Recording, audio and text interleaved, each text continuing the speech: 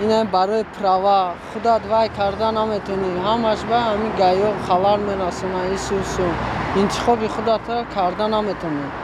مثلا در همه کاری که امروز کردگیم انتخاب آزاد پدر مادر مقصد انتخاب وای ماندگیم در خود ماندگیم چه مخول باشه هم کار انتخاب کردگی.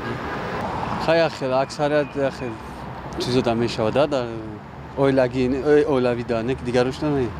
مثلا چی چیزا بود که تو امروز؟ در خیلی نه چی بگم.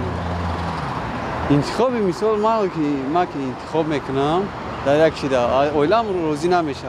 چیزی که اولم روزی میشه ما روزی نمیشم. مثال یک چی رو بگیم عادی کردن خریداری و فروشی و چی همین.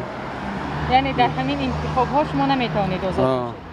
من نمیدونم نمیشه. دیگه هم اکچوالش در خود موضوعی. نمیتونید. بعضا وقت در انتخابم آزاد بودن نمیتونم برای اون که من امروز امتحانهایم رو دستروش نسپردنی بودم لیکن افسوس من رو نموندن. در انتخاب کسب در همین در پوشیدن لباس با یاری مادرم هر گونه.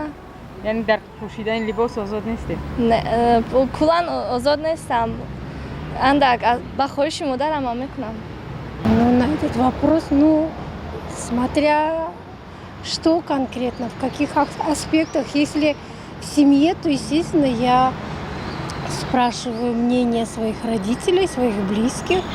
Вот. И опять же взять, если на работе, то опять же, если решаю ту или иную работу, вернее, тот или иной вопрос, опять же, я тоже советуюсь по старшинству, выше там. Вот. Что касается прям именно личного моего, то я, конечно, уже опираюсь на свое мнение, на свои какие-то приоритеты.